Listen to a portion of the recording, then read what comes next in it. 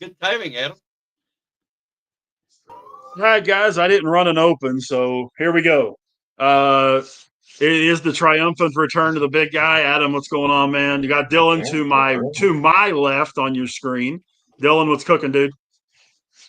Hey, fellas. So, by the way, another Paul Skeens start and another start that the Pirates are wasting from the best pitcher in the National League. What else is new? Jeremy, what do you got, man? Well, we had Frank Ragnow retire yesterday. But at the same time, that's why all through the OTA so far, we've had 5 different guys take snaps at center. And 75% of the first team snaps has gone to Tate Ratledge. So according to what Dan Campbell says, Ratledge is the starter unless he loses in the preseason. Yeah. Rav, how you doing, buddy? I cannot complain. Here you guys, I went to go get my lighting there. I heard you guys talking about Ragnow. That was crazy, unexpected. The best center in the league, you could argue, on the best line is just all of a sudden up and retired in doing OTAs. We already dropped from 1 to 3 in the power rankings at O-line. Why did he retire? Why did he retire? Because he's got that Liz Frank fracture that they couldn't repair. He also has had multiple injuries over the last 4 years. One of them took him out for half of a season. He's got to the point where he was considering telling them back in February, but they talked to him. And the reason why he waited till June 2nd is because it saved them $9 million to do it. And also see if he would get better or the surgery, or it would give him 9 months' time to see if it was. So they do cut him, then they could go ahead and also save the cap as well.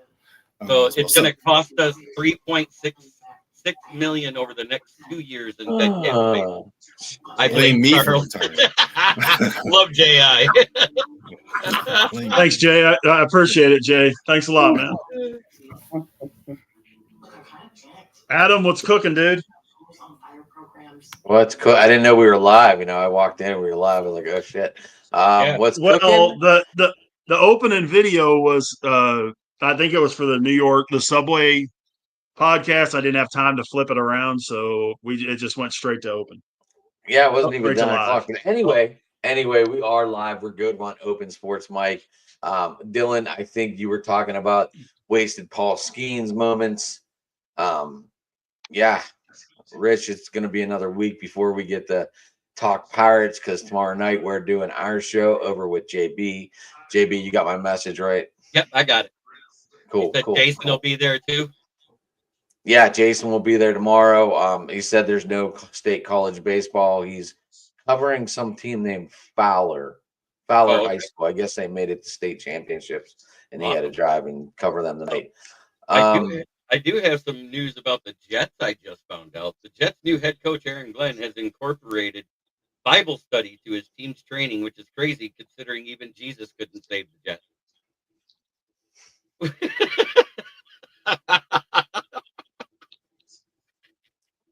All the more reason to ask him. So, by the way, anybody paying attention to this Women's College World Series? Yeah. Everything. How about that all Texas final? The number 2 team is gone. Who's the number 2 team? And the state I live in has moved on to super regionals, the Mountaineers in baseball. They have. Texas Tech and Texas will be competing in best of 3 for the Women's College World Series. Tech knocked off Oklahoma, which is a big deal. I mean, Oklahoma's won 4 national titles in the last 5 years, so that's pretty stout. You mean that one Texas Tech picture, because that girl's been hot. That girl's been hotter than Cat Osterman back in the day. Yeah, she's if she has that movement on her pitches for the next couple of games, it's going to be church. Are we talking about that Mandy girl that's thrown 675 pitches in the regular season and 375 in the postseason here? Not a day off. That's unbelievable. What is Well, that? the one thing that Dylan? A turkey. A turkey. people I have think to that's her remember name, about Jay. I'm not real softball. sure. I read something. I read some. I think it said. Was it Mandy? Was that her name? I don't know. The pitcher for Tech. Yeah. Mm-hmm. Yeah, No. and I'll think of what her last. Texas She's got Tech. a really difficult Yeah, it's really long. last and- name to pronounce. Yeah. Najari Kennedy. Najari Kennedy. Yeah, Texas Tech They- is they paying start- her $1 million NIL, and that goes with every nickel. Yeah. So, But a lot of people got to remember that the underhand motion is a natural motion for the human body. The overhand motion to pitch a baseball is not, which is why you can have some of these girls throwing, 200-300 pitches in a weekend in a 3-game set if they need to. Another one of those reasons why you can have guys throw 20 or 30 games of bowling in a day, because it's natural motion to their arm. Overhand is not natural motion to the human body. This biology lesson presented by.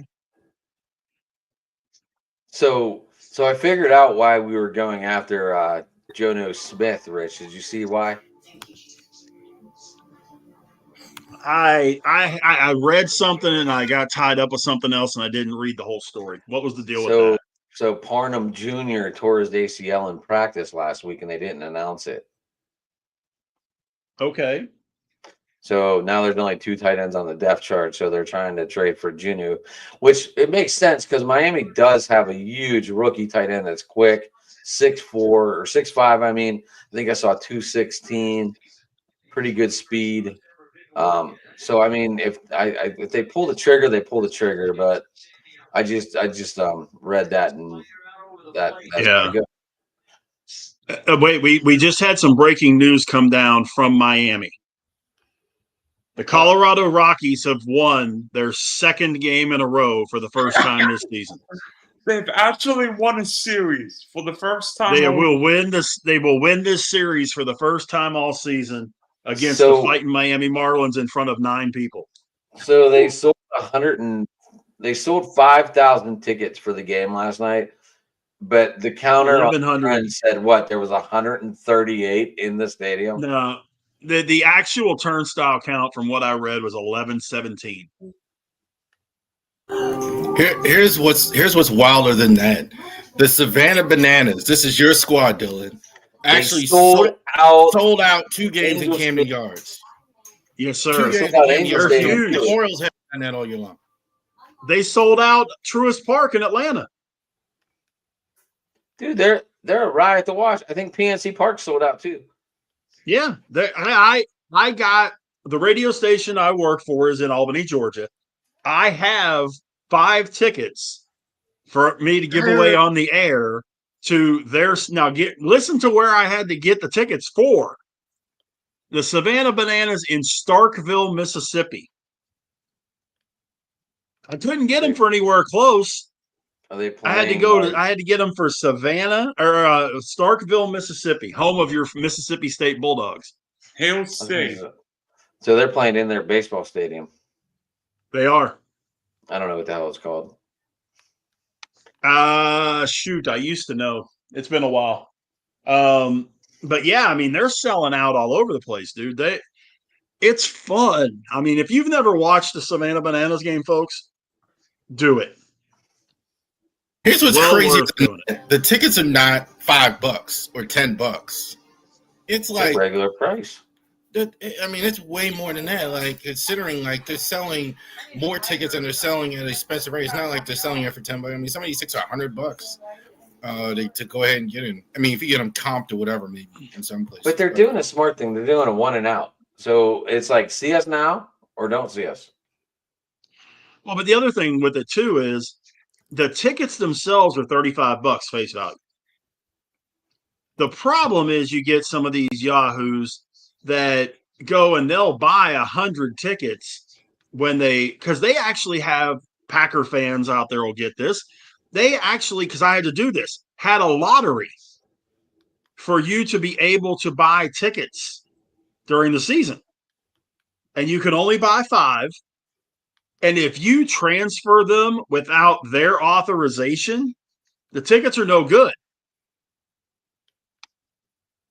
So if you go to like, if you put them all on StubHub or something like that, and you don't have approval from them, those tickets could be rejected when they get to the window. And granted, I mean, I've seen some on StubHub $500, $600, $700, $800. The owner of the team has them at a $35 face value because he wants families to be able to come to the games. Right. But, and that's why they instituted that rule about the third party stuff. I think it's just kind of wild how well they're doing and how under the radar it is. Like national media, you would think they'd be talking about this, how much better they're doing than MLB team, but like you really haven't heard. But like I'm seeing it over and over. These guys are selling tickets everywhere they go. So, and they're selling out MLB stadiums now. So, like you would think somebody would be talking about it. Hey, well, and I think it was Adam that said it though, and I think he's right. They're one and done, or maybe 2 and done. It's not like they're there for a month or something. They're at a place for 1 or 2 days and they're gone. 1 or 2 days and they're gone. And they're going all over. They have a bunch of games in Savannah, of course, but they're traveling the country now. Look at Dylan's bananas right behind him there. They're the Harlem Globetrotters of baseball. Yeah, that's the best way to describe it. See, and the women, they look like that. That's how you also sell tickets like that when you get women to show up. One of us won 3 Savannah Banana games in February when the Bananas came to JetBlue Park.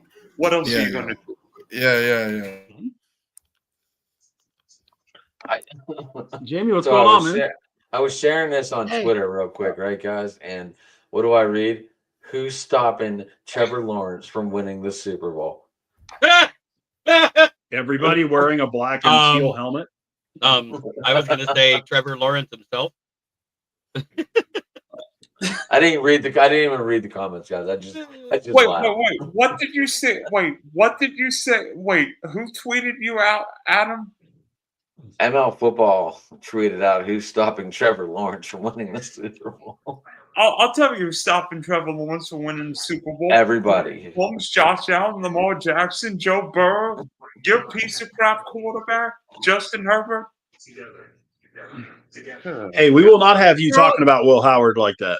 Your own basketball drafts are stopping. Wait a minute. You just said Justin Herbert, and that's the only quarterback Trevor Lawrence has been able to beat in the playoffs. He can't beat Trevor Lawrence either. Jamie, welcome to the party. How are you, buddy? Good. I'm here. I've been here. I know, but you haven't said much. You weren't. You just popped in. He's been waiting his turn. I like it. God, I can't believe some of the shit people read for clickbait. Trevor fucking Lawrence. Jesus, comedy.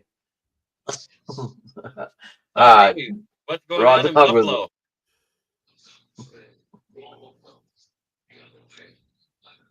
Anything? Wait, who are you? Wait, you were talking to me? Yeah, what's going on in Buffalo and in New York? I finally asked you a question. You're like, Oh, God. I think Yankees are up 3-1 on the Guardians. Their pitching's doing well.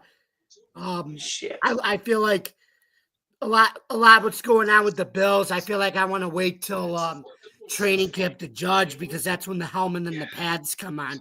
I don't really judge the mini camp and the OTAs because they're not in helmet and pads yet. It's still short. I mean, they're praising Kenny Pickett in Cleveland already. Did you guys see that? Throwing darts out there. Kenny Pickett. Like Where are you? He's the third best quarterback in that camp, man. Well, right now he looks like the best quarterback in that camp, according to Cleveland Browns Twitter. Like I said, it's hard to judge until you get the helmet and pads on in training camp. You can't judge this really. Go ahead, Charles. Tell this young man why you have your name as you do. It's Bravery Sports. So Ravery is Ravens, Orioles, sports, and that's what we cover. Ravens, Orioles, and also Maryland Terps, Baltimore sports, minor league baseball in the Maryland, Baltimore area, etc. That's why it's called Ravery Sports. It's a promotion thing, too. I don't want them to know my name. I want them to know the name of the channel.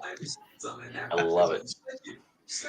I want to ask you, Steelers guys, where are you guys with Aaron as far as that goes? On a scale of 1 to 10, how mad are the Steeler fans? Hey, I Ron? don't want him. I don't want him. I don't want him either. I'd rather run with who we have right now. So, like Joy Taylor said, when he was mad, he should have showed up for training. He should have showed up for OTAs. He hasn't signed yet. How are he going to show up? Right. Go ahead. You're right. We don't need him. I made the comment weeks ago that he thinks he's the LeBron James of the NFL, that he can tell teams how to run their teams and all that kind of stuff, and bring guys in that he wants brought in and get rid of guys that he wants gotten rid of and all that. Bad news. A, he was never that good. And B, he sure as hell ain't that good right now. We don't need him, don't want him, don't need the aggravation. This is one of the few things Adam and I really agree on. To heck with Aaron Rodgers. We'll go with what we got. And who is that? So is that Mason starting as a starting quarterback? No. He's going to start the season. He might, but Will Howard will start.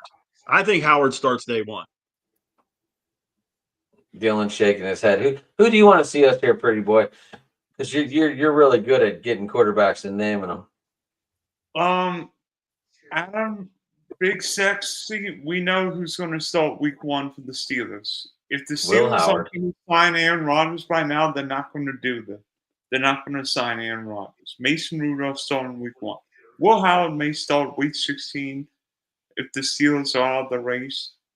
But Pittsburgh's starting quarterback for the future is in the 2026 draft. You know it, and I know it. And by the way, I have a question for everybody while we're talking Pittsburgh sports. Did anybody see Paul Skeenside 8 innings against the Astros? Oh, yeah, what's happening? Oh, the Pirates can't score on a flipping run. Hey, I got two teams that I'm watching do this. The Rangers and the Pirates both have top 7 pitching staffs, starting rotations in the majors. The Rangers are the 3rd best pitching staff in baseball and can't hit for shit. I mean, neither one of these teams, they are both in the bottom 5 in runs per game. But their pitching staffs are tremendous. I'm not Big Sexy. Rich is Big Sexy, buddy. Well, I mean, are the Pirates going to end up wasting Paul Skeens just like they did Gary Cole back in the day? Because looking at Gary Cole's stats once he left Pittsburgh, his strikeouts went from what? Like 9 to 12 from 2017 to 2018. They also went to the playoffs twice with him. And yet in those how did they waste him? The only reason he didn't stay in Pittsburgh is because he wanted to go to New York. He's from New York. He's a Yankee fan growing up. He had always wanted to play for the Yankees. Yeah, he went to Houston, it didn't matter. He was going to the Yankees when he became a free agent. He was going. There was nothing the Pirates could do. Yeah, but the Pirates traded him to Houston. Pirates traded him after 2017 for Musgrove. That's what I'm saying. Yeah, they got Musgrove. That was the big piece they got out of the deal. And he didn't really do much. It's funny how he's done better. It's funny how all Pittsburgh starters have done better outside Pittsburgh. Musgrove and threw the no-hitter, oddly enough, against the Rangers. He did. The Pirates have had some that, like a Tyler Glasnow, who all the potential in the world and just couldn't stay healthy. He's not healthy now. He's had a couple of Tommy John surgeries. He's had a rotator cuff issue. He's had a leg issue. A guy like him, Garrett Cole's hurt. the Pirates have had some pitchers that were really good that just, for whatever reason, couldn't stay healthy, didn't work out. When they've brought in guys, until this year, they haven't really brought in any guys that made a difference. Bailey Falter has turned into a really good pitcher. I was on his train. You can ask Adam. I was on his train before spring training started. They've got some young guys to bring up. They've got Skeens. They've got Keller. Of course, Jones is done until middle of next season. But, the starters aren't the issue. The bullpen's the issue for the Pirates. And Adam and I, if you've ever listened to Adam and I's show, we've talked about that from before spring training too. The part that has me concerned is the sticks that aren't getting anywhere. They've got too many good bats, not great bats, good bats that just aren't hitting. It helps, and they got Nick Gonzalez back today. It's disgusting, J.I. What do you think about India? Do you guys know what happened 15 years ago yesterday? Oh, shoot. Andreas Galarraga being robbed of the perfect game by Jim Joyce. No, yesterday. Yeah, that was yesterday. Yep. Yeah, I said that. Yep. and he was clearly out. Holy cow! Yeah, he was out by a step and a half. It's not like it was close. Well, crazy that was that Galarraga play. That was ridiculous. Yeah, I agree. That was very memorable. I remember Jim Leland just walked out and said, "You better have gotten this call right because you just cost." Do you remember what happened? You remember what happened the next day, though? Galarraga handed Joyce the lineup card. Galarraga came out with the lineup card. Yeah, and Jim Joyce apologized for blowing the call. Had tears rolling down his face while he was apologizing for it. It wasn't just a no-hitter they took from him. They took a perfect game from him. It was a perfect game. No walks, no hits, no errors to that point. You know how sick would that be on the 27th batter? Yeah, and I mean Galarraga, the way he handled it was class. I thought was top notch. Man, he didn't explode. He just kind of had that look on his face, like, "Are you kidding me?" And what did he do? I thought Miguel Cabrera the next guy out on 3 straight pitches. This is the best question he's actually asked. Shouldn't MLB corrected that? No such thing. No such thing in MLB. No such thing. Umpire's decision is final. But the problem at that point, instant replay wasn't used to review those calls yet. Right yet. But that was the game that started the whole talk about instant replay. That game right there, because of how big that one out was. Yeah, you're right. But still, even now, instant replay, it's the umpire's call on it. Even if they see it on replay or whatever, it's the umpire's decision. So if they're wrong 5 times on replay, and you're right, less likely with replay nowadays. But once the umpire calls it, that's the end. They're not going to do anything. Jamie, the Yankees just came back from a trip against the reigning champs, and I think Aaron Judge and Shohei Ohtani had about 9 miles worth of home runs. Do the Yankees see another infielder between now and the deadline? No, I'm fine with the batting. I want to keep upgrading the. I want to keep upgrading the pitching. It's pitching wins in the postseason, bud, not infield. I don't know. The Yankees sure look like they need one more infield. I mean, Brandon Lau looked really good in that short right field porch. Right, but I think we're doing pretty good without. We're doing good without Soto. If that's what you're asking. Okay, Jay, why are you throwing me under the bus? Every time I see Ohtani and Judge in a home run, it goes to Siberia. You know, Jamie, I'm starting to think that you don't like Soto. If I had to guess, man, I'm starting to get the feeling that you don't like Soto. I do, but I don't like. He wasn't worth I would have not paid him that type of money. The Yankees were going to, but the Mets smartly offered more. And we said, us Yankee fans, we said, good riddance. We weren't going to pay him that much. Well, especially not when you got that guy in right field that's going to be owning the team by the time it's all said and done with what they're going to pay him. And then you have Ben Rice and all these rookies that are hitting 250 for way less money. So, dude, the Ben Rice story is actually pretty interesting. Like I said, Yeah. he's making $800,000, and he's got a better batting average than Soto does. Grisham has been probably their next best guy too, next to Judge, obviously. Which he came in the package deal. He came in the deal for Soto last year. You want to know what's bad about it? You want to know how bad Soto's doing? Javi Baez has a better average than him this year. Yeah. But, boy, I'll tell you what, man, Grisham, Rav, you brought up Grisham, man. Everybody knew he was a defensive genius. He plays great center field. But where this bat started this year, I mean, is he going full-blown Brady Anderson? I don't know. But, I mean, he is definitely taking that leadoff spot for the Yankees and just run with it. And having Judge right behind him, I'm sure doesn't hurt. But, man. And I think Goldschmidt being there makes a difference, too. I think their whole outfield has been good. Jason Dominguez, I think, he's been really good for them. Bellinger was terrible at the start, but he's kind of picked it up here lately. I mean, early in the year, it was just Judge and really Free really doing it for him. And now the rest of those guys are coming along. Weaver got hurt today, right? I saw that. Yeah, he did.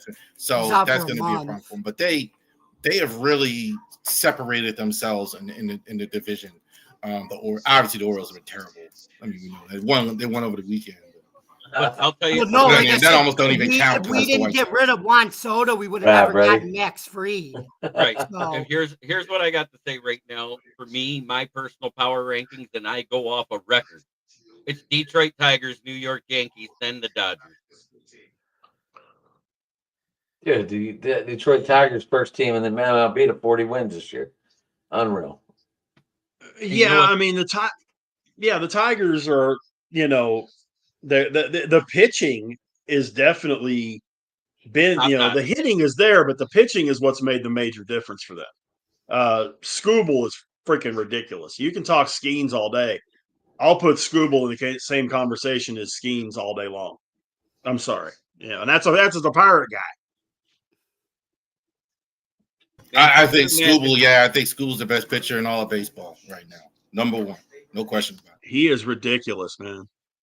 He is 100% ridiculous. No, and I'll tell you what, draft, Dylan. Damn it. Jeremy brought it up. Baez, as shitty as Baez was last year at the plate, really in the field too. I think moving him to center field kind of got his mind turned back around. Yeah, I mean, he's not hitting 320, but he's hitting a heck of a lot. But he's hitting a whole lot more like he did when he was in Chicago.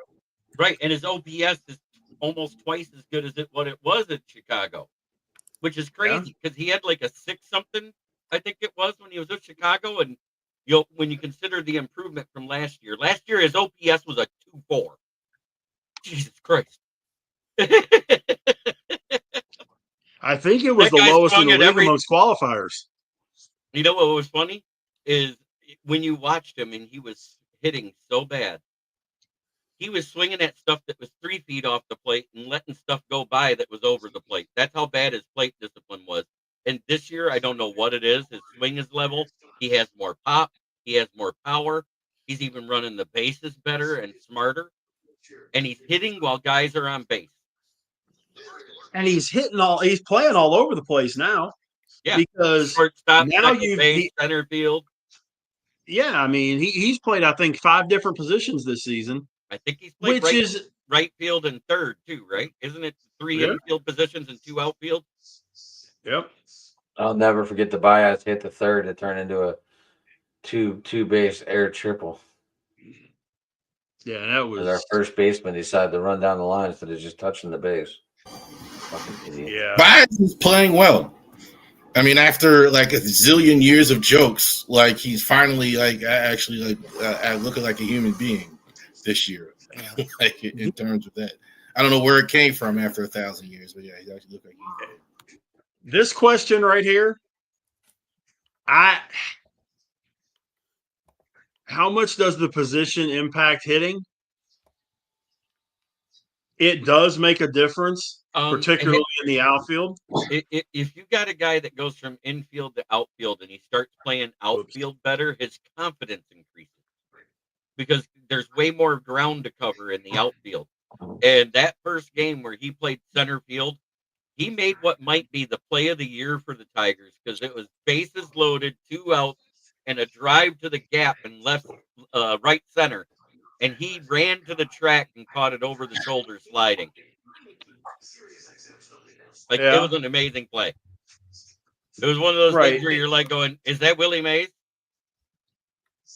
But with Jay's question, I mean, yes, as a catcher for 27 years, I can tell you catcher affects your batting simply because that leg strength and that, the quads and the hamstrings and all that.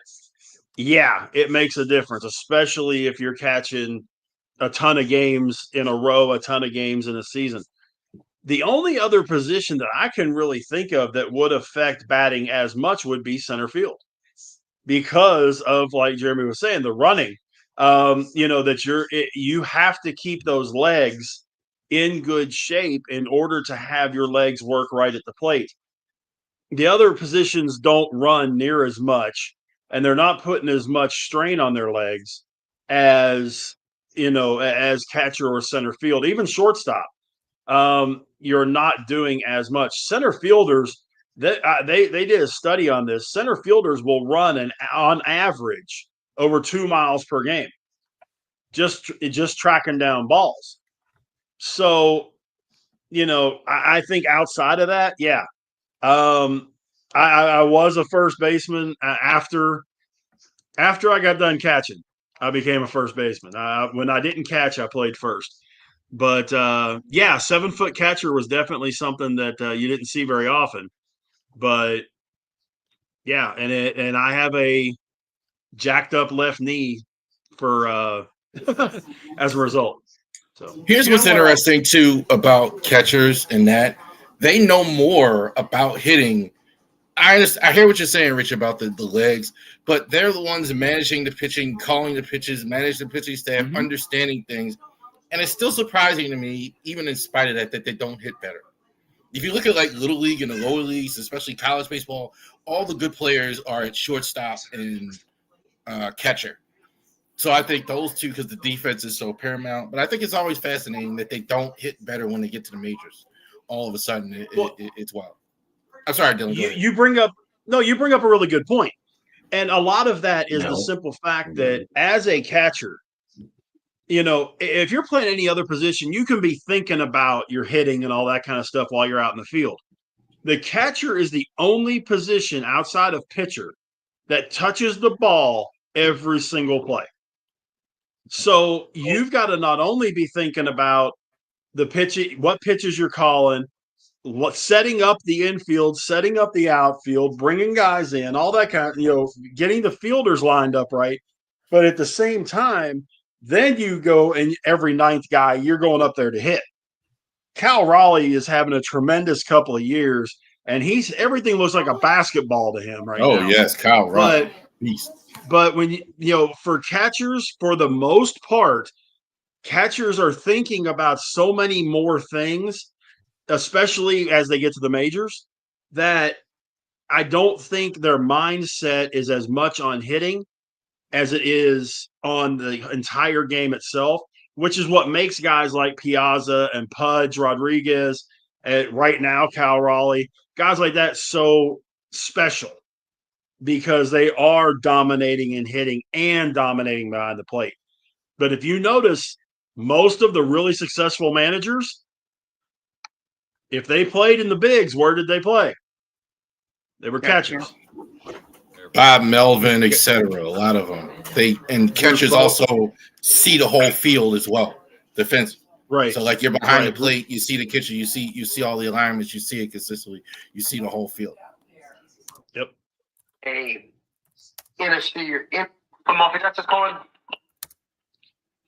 You brought up coaching though. Shifting gears just a little bit. The Knicks make it to the NBA semis. They make it to the conference finals Knew this was coming. and fire their head coach today, Tom Thibodeau, who I can guarantee you 25, 26 teams in the NBA would give their right eyeball to have Thibodeau as their coach. How do Nikki you do Geist, that? hold on. I read something from Nikki Geist today that said the firing was expected from a lot of the fans because of how he coached in the regular season. I didn't pay attention to much basketball, but I'm just going off of what she said. I'll Well, tell all you he what it did is. My was- guys on Stadium Rand will tell you the players run that league in the NBA, not the coaching, which that is not how you're supposed to run a league at all. The NF, you don't see Harbaugh, you don't see McDermott, you don't see any of that happening in the NFL. The NBA, for the NBA to have the players run the league and run a coach out like that you don't see in the NFL. Harbaugh doesn't get run out. Like I said, McDermott doesn't get run out. I think that's uncalled for in the NBA. The players run that league, not the coaches. No. It's embarrassing. No, to a large degree, they do. You're right. You're right, Jamie. I mean, and I think that's one of the problems with only having, realistically, you've got 5 guys that make a difference. Yeah, your 6th man might, and really only 3 of those 5 really make a difference. Whereas with the other teams, it's a team effort. I also read that they were What's up, talking Dylan? about. Go ahead, Dylan. No, sorry. First off, I think the Knicks. I'm going to disagree with a lot of you guys. I think the Knicks made a bold move.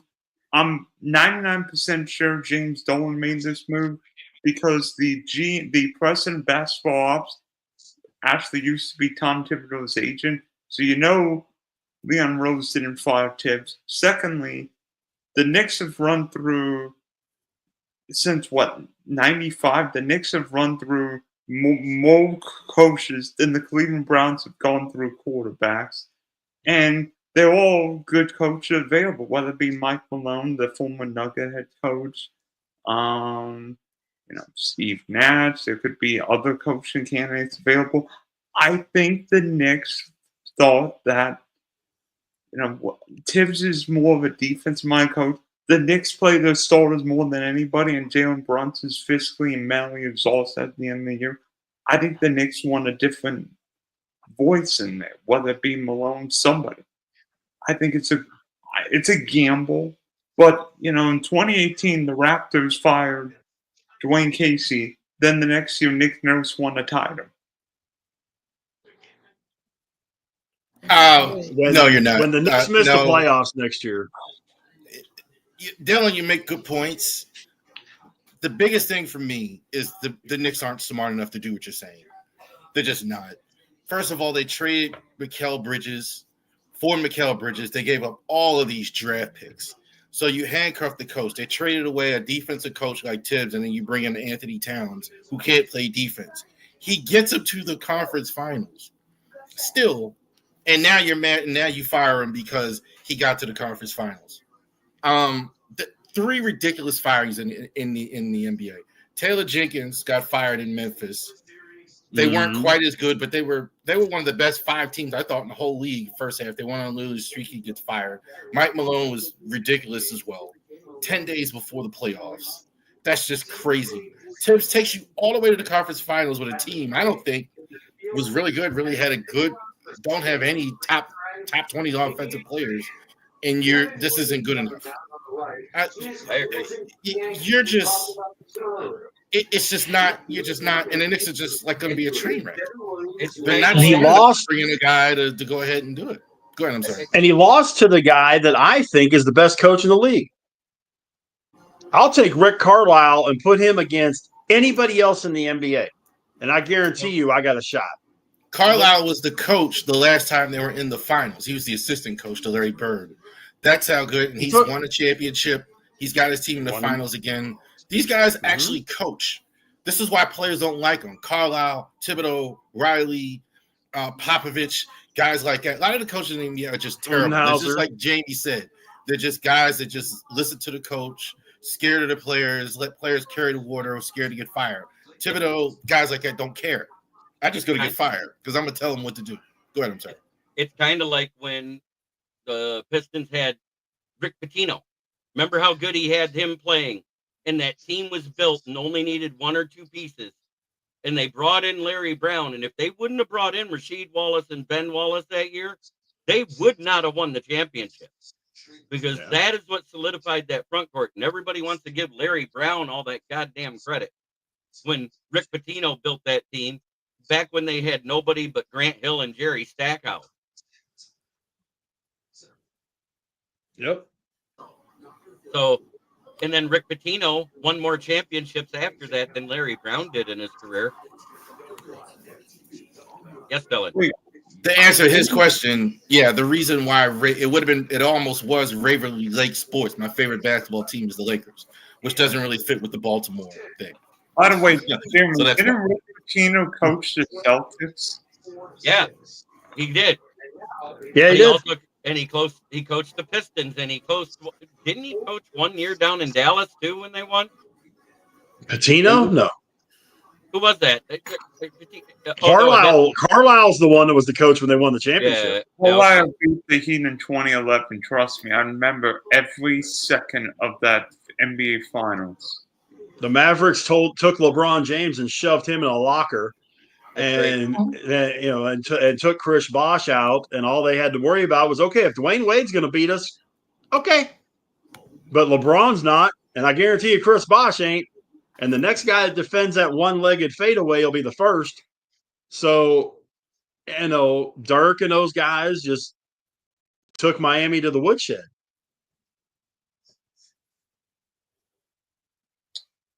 Yeah, LeBron really pooped his britches in that series. What box are we talking about? It ain't the first finals that he's pooped the bed either. Oh, I think Ken's doing best. Hey, Adam, I've got a question. Ken. Hey, Ken. Everybody, this is Ken. How are you tonight, sir? All right, how you doing? Sorry, I forgot my timing tonight. All right, I'm curious what box he's talking about to my right, because I don't really know. I think he's talking about the Pac-Man machine. He's confusing for a box. My Pac-Man machine? Yeah. I didn't turn it on tonight. That's what I think. Yeah, it's a Pac-Man machine. It's got Galaga on it and stuff. It's pretty cool. All right. All right, Ken, how are you, buddy? Doing good. I'm glad to see JB is still breathing after the coronary he had on air yesterday morning. I didn't have a coronary. I actually handled it just fine. Oh, did I miss something or? No, well, the Ragnow news broke when JB was live. So that's why he gets live from 11 to 12, so he gets all that breaking news. Yeah. So we were a little worried there for a moment, but that was big news yesterday, man. That was huge news, actually. Ragnow retired yesterday at noon because of all the injuries he suffered. It had nothing to do with contract. He told them back in February he was thinking about retiring. It came out by Jeremy Fowler this morning. So they knew. That's why they drafted 2 versatile offensive linemen in the draft. Yeah, I mean, we talked about it on our show this morning. I kind of figured, at some point in the offseason, guys, I don't know which way I'm leaning. I gave him the heads up, and then he finally got to the decision point, where he's like, my body, my life is more important than a paycheck, and I totally respect his decision. And I don't think he could. And I said this morning. Someone's like, well, you shouldn't have blindsided the team. I don't think he did that. He gave him an idea. No. He told that this was going to happen. He told him back in February, I'm thinking about retirement. I'm going to decide when it gets closer to training camp. He goes, and the fact he waited until after June 1st, it saved the Lions $9 million. Yeah. Because sorry, my mic is muted. That's what I figured, JB. That's why I said this morning. I kind of figured that, he didn't just do it out of left field. He gave him an idea that, hey, I'm contemplating this because of the injury, so you might want to start taking precautions. And and he did right by him. And I don't like it when fans go, "Oh my God, he retired like this. He screwed us over." It's like, dude, we watch the game for our enjoyment. The guys have to live their lives. So my understanding is that he's got basically permanent turf toe. I'm like, and a Liz Frank fracture that was never operable. Yeah, I mean, like, dude, he's got to have a quality of life after football, and he made 100% the right move for him and his family. And no sports fan anywhere should be upset with that because, I mean, you got to respect that. I'm laughing at the comment. Right. J.I. called my dad Father Ballrick. The other Ken, all these Kens, I tell you. So Ken, real quick, Dylan's above you and Rav's above Dylan, obviously, and then Rich is over there. Why don't you fill them in real quick about your show and let them know who you are, and we can have like a little reacquaintance, I guess. Yeah, because I know a couple of you guys. So I'm half of Ken and Ken in the morning. Every morning at 10 a.m. Central from 10 to 11, we precede JB on the network and on X and YouTube and all these other places. And I also do the Hallis Hall Report on Wednesday nights, which also precedes JB's Wednesday night show. That's at 7 p.m. Central. And then Sunday morning, we have the pregame slot, which does not precede Jeremy, but precedes football normally during the football season. We do a pregame show from 11 till noon Central on the network and X and a couple of places. And by the network, I mean the Huddle Sports Network. We're on Roku TV and Fire TV, as well as YouTube, Facebook, X, and all other good stuff. So we're all over the place. J.I. is going crazy with the nicknames today. Yeah, he is. I love it.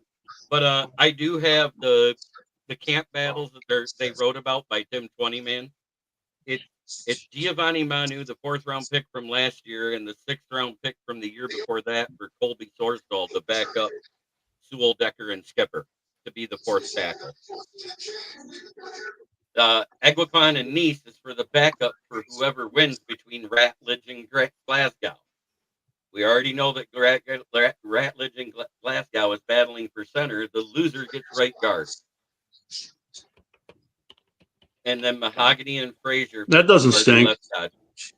Yeah. There's not a lot of bad names. And then they still, for behind all that, they still have more guard depth because you still got Coyote Awasika and Nitain Mutai battling for the last roster spot. The concern I have with the Lions, though, is the Goff has never really played well without an outstanding line, and that's kind of maybe their bar is a little bit higher than other teams would be. He doesn't move well, he doesn't throw, and that's more my concern. But it doesn't sound like they're in bad shape. But they might, you don't have a Lamar Jackson back there. I think it cost them a game off the top end of my win window. I said they had the possibility of getting 13. I see no way they get more than 12 now. I'm dropping it a game because of that, because one of those other teams that I thought that they could beat, that it was a close battle, they probably won't win. Rap. I didn't even think rap.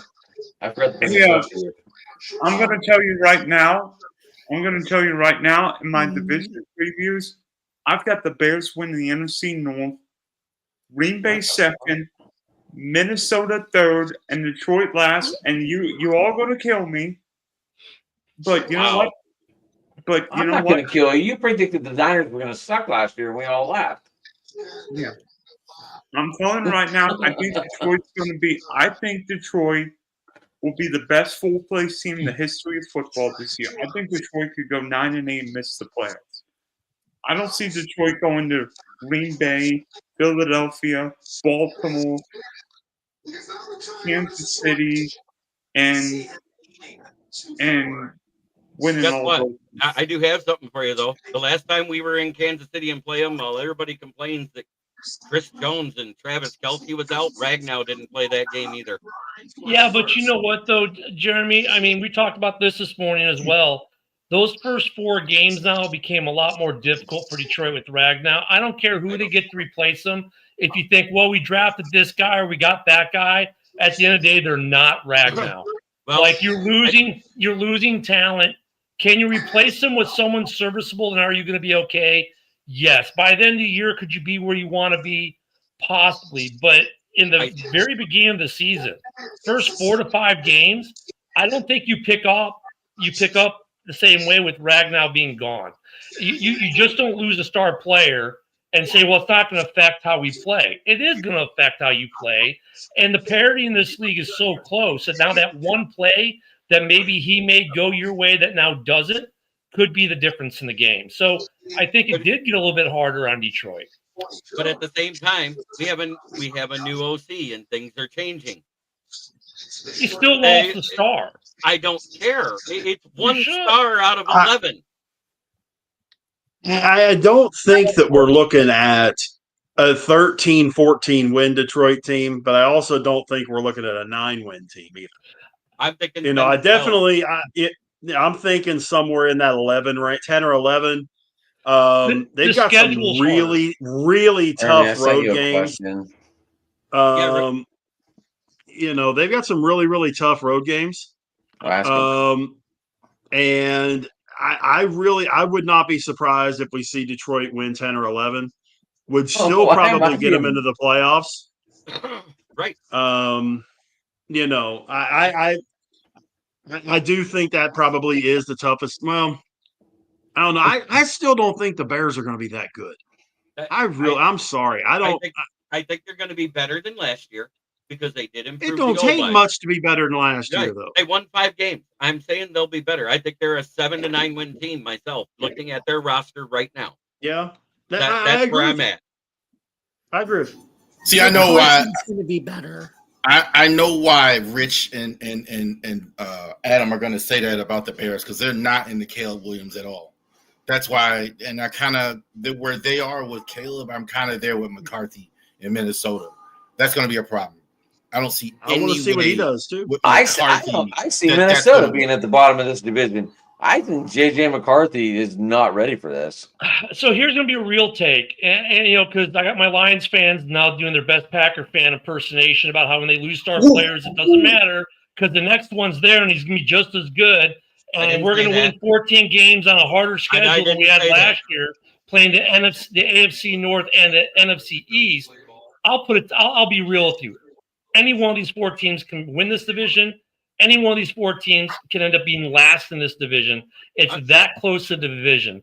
The difference of winning a game and losing a game even last year, you're talking one play, one possession. The first 3 games the Bears played against the division last year, the total margin of victory between 3 games was 7 points.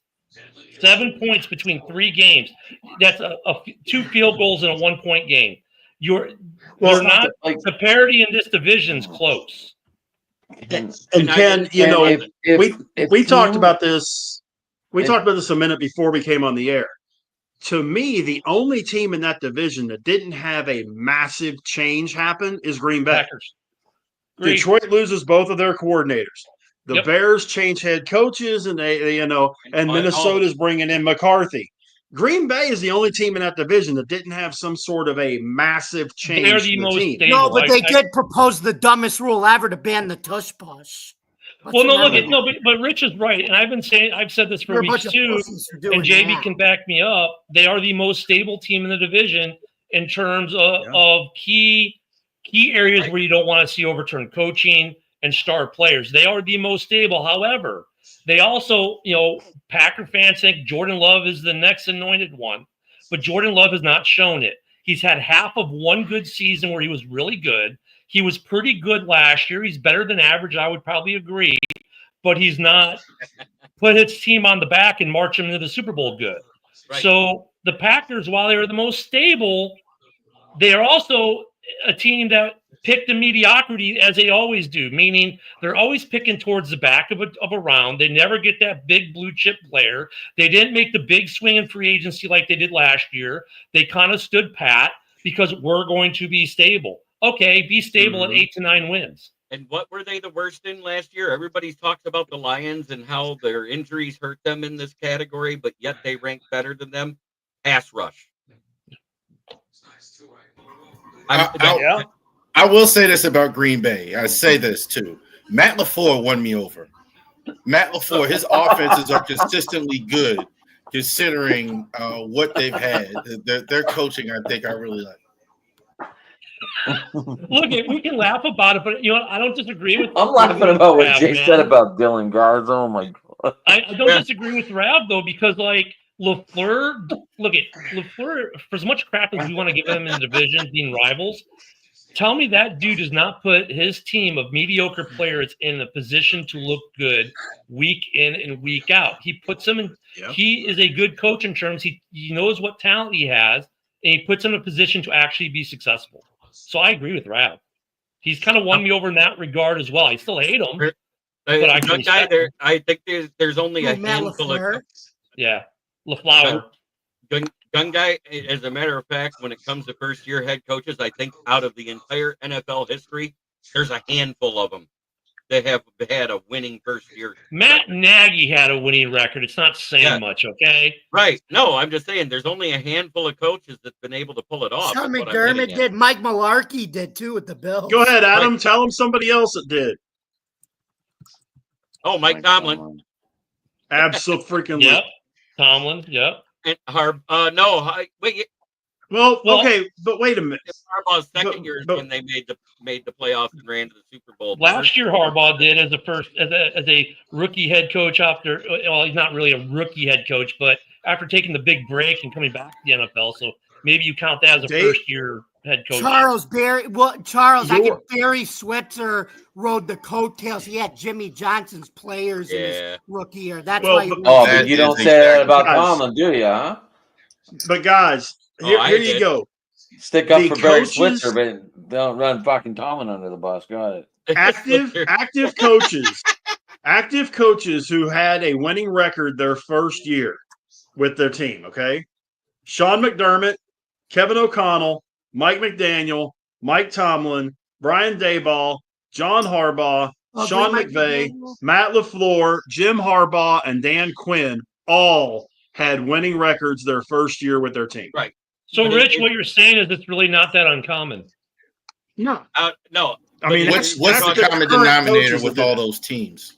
Mike Mularkey. They've did all too with had the great Bills. teams that were built before the coaches got there. Thank you. No. Right, are you There's exactly. some doing truth anything to Barry that. tonight? Switzer. Barry What was the question? Switzer was Jimmy Johnson's team. Remember What'd you that? say? Oh yeah, there's no doubt about that. Okay.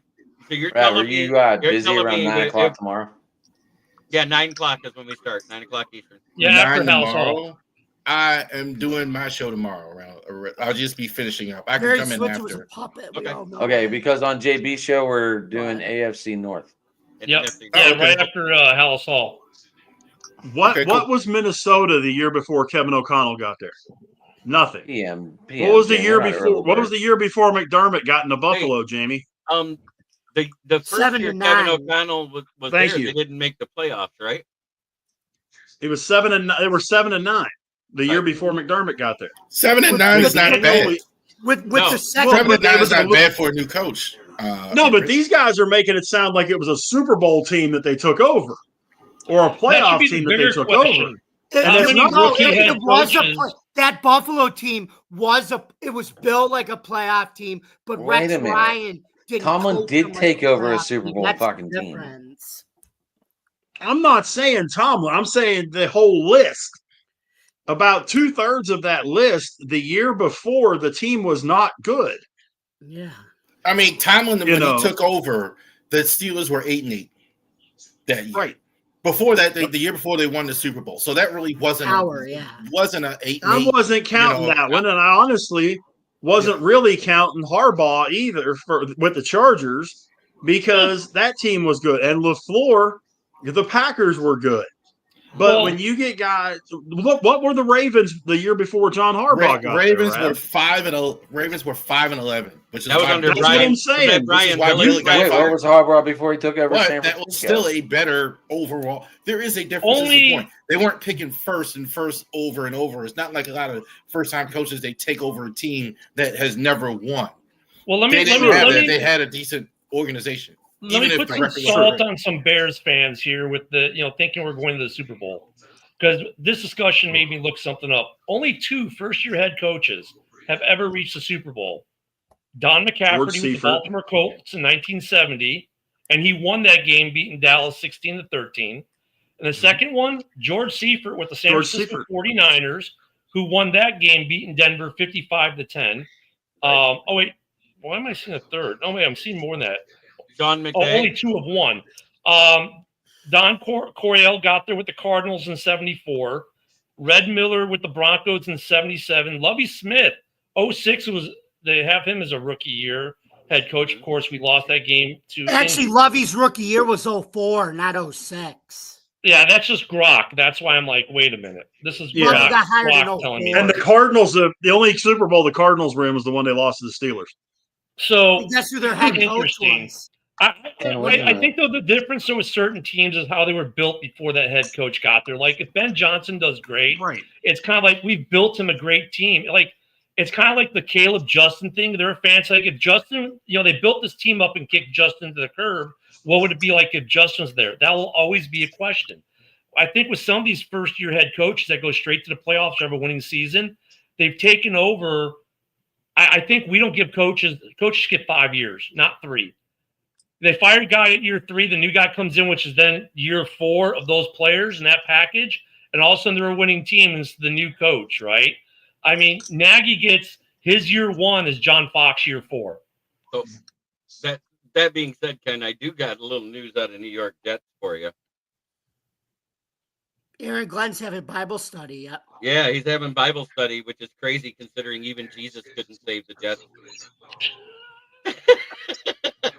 What do you got, Dylan? I love Aaron Glenn. I knew you'd like that one, Ken.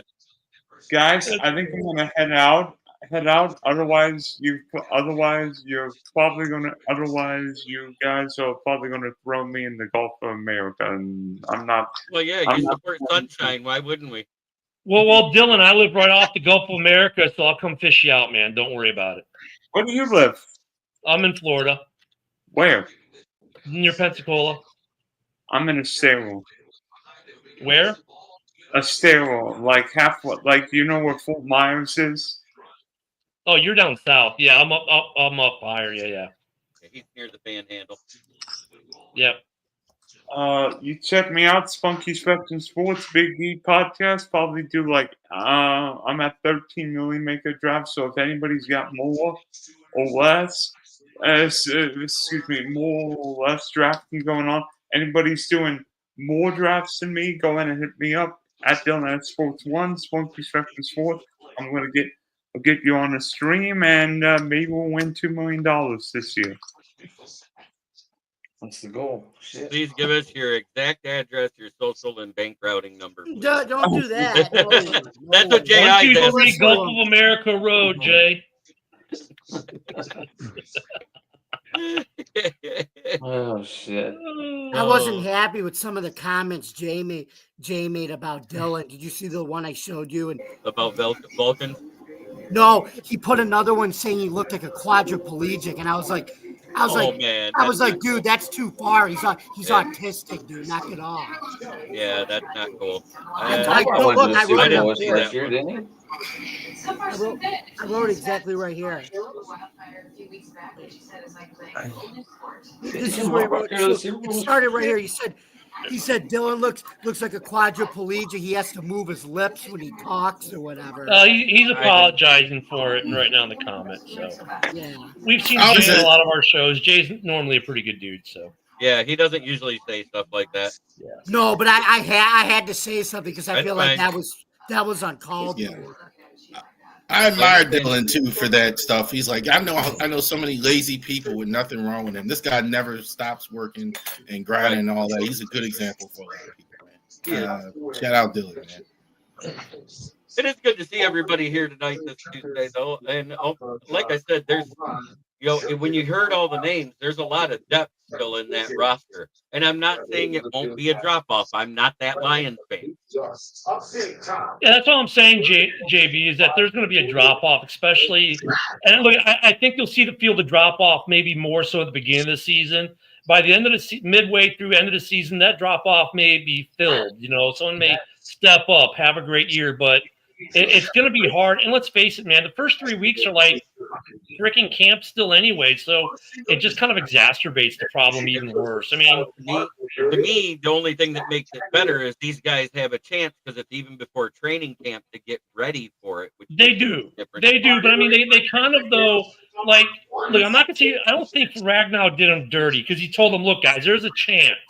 Right. So if I'm Detroit, the second one of my guys says, there's a chance, and I'm really thinking hard about this, that I may retire, you spend higher draft capital or go out and get a free agent just to ensure it.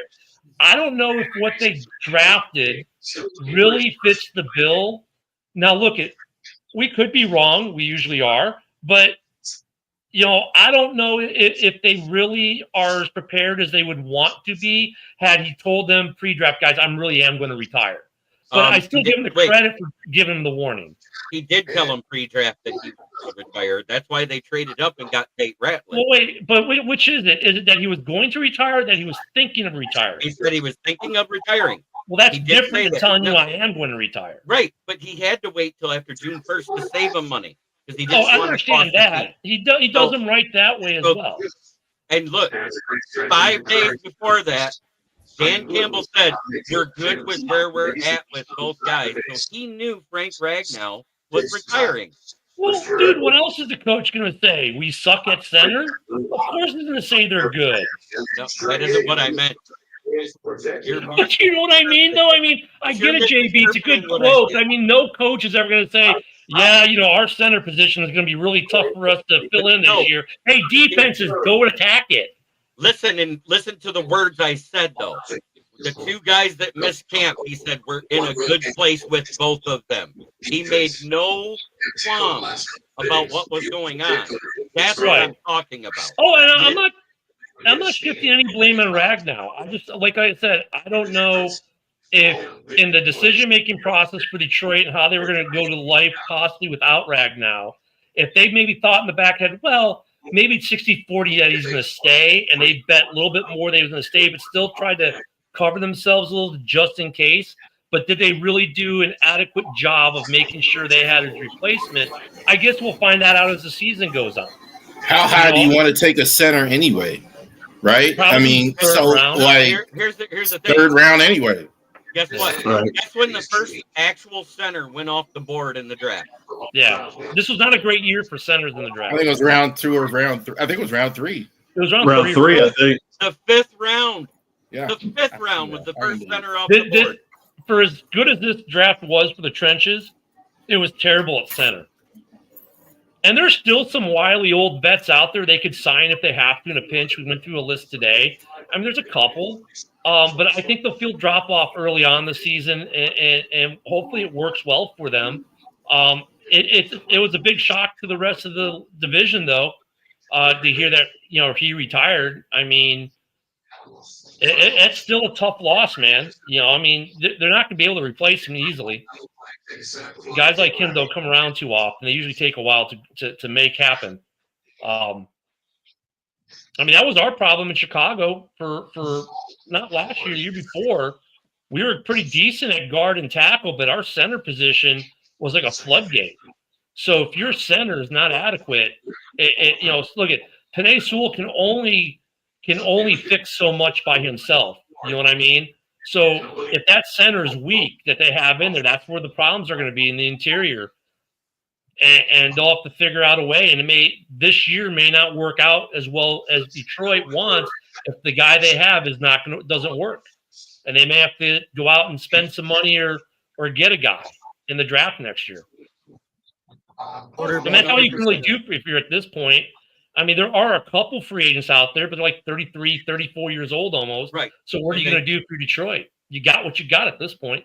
We got what we got. If it looks bad from the trade deadline, you'll see them go to one of the bad teams that has a decent center and make a trade. That's what you'll see happen. And if I'm the Detroit front office or coaching team, I'm like, hey, we're all good over here. I don't want anyone to know that maybe we're suffering because, that's what you do during OTAs. Let everyone think that everything is fine and let them find out for themselves if it isn't, make them work for it. Well, this is the first time I've seen 5 different names take snaps at center since Ragnow's been here.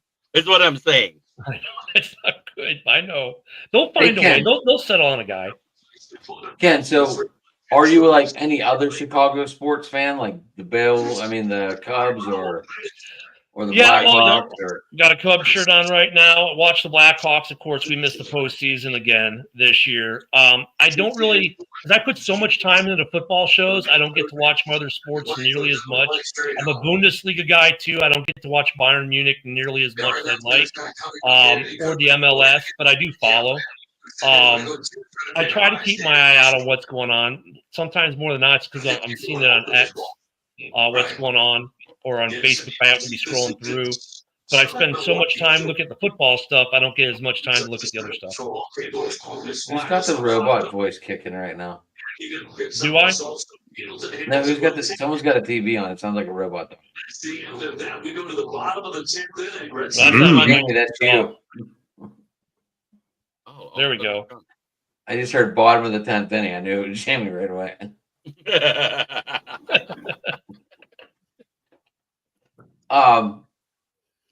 So Ken, I picked the Cubs to win the division this year. Where do you have them? I'd like to agree with you, but then if I do, I feel I'm jinxing it. I mean, I've been going to Cubs games since I can remember. So I've been to Wrigley pre-lights. I've been to Wrigley post-lights. I call it the biggest beer garden on the face of the planet. I would love to see. I think the Cubs have been painfully rebuilding the last couple of years. Looking good right now. First place in the division ahead of St. Louis. Thank goodness. Hate the freaking Cardinals. Yeah, it would be nice. It would be nice to get another one. I mean, 16. I like to go, less than 108 years between. Looking good. We'll see how the season plays out. Ross was a good manager, but he was a good in-betweener for this team. I think they're starting to do the right things in Chicago again. I wouldn't be surprised if they make some trade deadline moves, bring in whatever they feel they're needing at that point, be it an arm or a bat. But so far from what I'm seeing from the Cubs, yeah, I'm happy. Damn it! That means Kirby gave up a run. Damn it! You would be correct, sir. I have him on fantasy. I have him on FanDuel tonight. I knew the word fantasy was coming. If you were so invested, I knew there was money in this situation. I stopped playing fantasy baseball so many years ago. I used to play like in 5 leagues a year.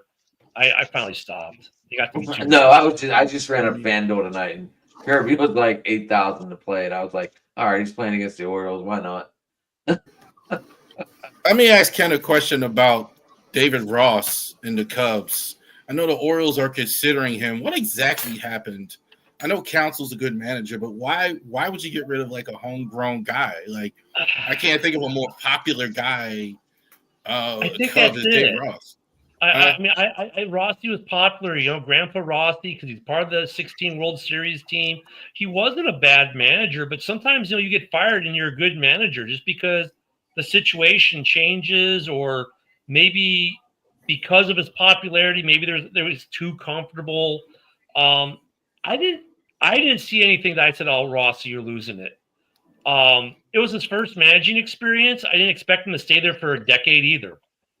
The dude wins a World Series, retires, and by the way, go do Dancing with the Stars. Okay, you won that now too. Okay, do you want to come be the head coach now of the Cubs and be the manager? Okay, cool. Why not?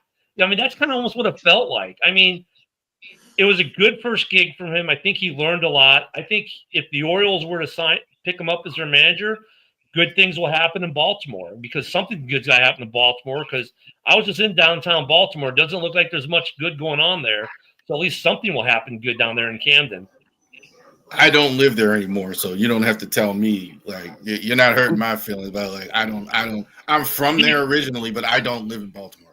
The aquarium was okay, and like the bay was dirty. I was like, really? I'm like, but yeah, there's some cool things in Baltimore. So I'm not going to trash it completely, but I drove by where the Ravens play, and I was like, no wonder why Ravens fans are depressed. Camden looks pretty cool though. That's the hood, like it used to be. That's a whole nother thing we could go into. But like Baltimore, the city itself has some issues, and that's just. I only remembered where I parked in that parking garage because there's a strip club right next to where I parked. It's the only way I remember where I parked. I was like, oh, strip club. I parked here. It's after That's game how you- entertainment. Don't do that in Tampa because Tampa has more strip clubs than anywhere else on the planet. So you'll end up going to about 20 strip clubs before you find your car. You Is can that a bad literally, thing? yeah, in Baltimore, you can literally go down to the block where all the strip. It's literally, for those that don't know what that is in Baltimore, like it's literally a line. It's literally a whole street there where there are nothing but strip clubs, like 8 to 10, right there in that whole area. Like and those are the ones that are legal. Let's not even go to the underground stuff. Those are just Only Baltimore would have an underground strip club game. Oh yeah, that we can't talk about without getting the channel taken down. Which we won't go further than that. But yeah, you know. I don't know. Boys, I got to head out of here, man. I got to All right. boogie out. Rich, So Fantastic. you can get. Yeah, man, it's good to be back. I know it's been 3 weeks, Adam, something like that. yeah, too long. We're running our show on their show tomorrow, so Yeah, but this ignorant knee decided to get crazy again on me. So, but yeah, no, Rich just got out of Twitter. the hospital, real bad infection in the knee, guys, and Yeah, I had glad sepsis he's in my back. knee again. Did you like Yeah. that hat? There. In our prayers, brother. So, but no, doing really good now. They got it all cleaned out. The tests were all negative, so we're back to rocking and rolling. Like I say, tomorrow night, we're gonna be back on. I appreciate it, Jay. But tomorrow night we'll be joining Ken and Jeremy. Steel City Sports Talk moves, and we'll be doing the thing there. Twitter, Big Rich 8371. Facebook's just my name, Rich Richardson. Monday, Two Tire Change comes back. The NASCAR show will be back Monday, 6 o'clock Central, 7 o'clock Eastern. We'll get into everything that goes on this weekend at Michigan International Speedway. One of the three that I just absolutely despise because it is Pure an Michigan, absolutely the only race I've been to. boring ass track. This is the But, only race I've been to is pure Michigan. Man, I promise you, man, if they could get rid of Michigan and Pocono and Kansas, I'd be a happy guy. Wait, Rich, they drive around in an circleish oval. Every track is a circleish oval. How can one be more boring than the other? Well, More left turns? there's the degree of racing, because if you're doing what they call pack racing, where you are more dependent on drafting, aerodynamics, it's a lot closer.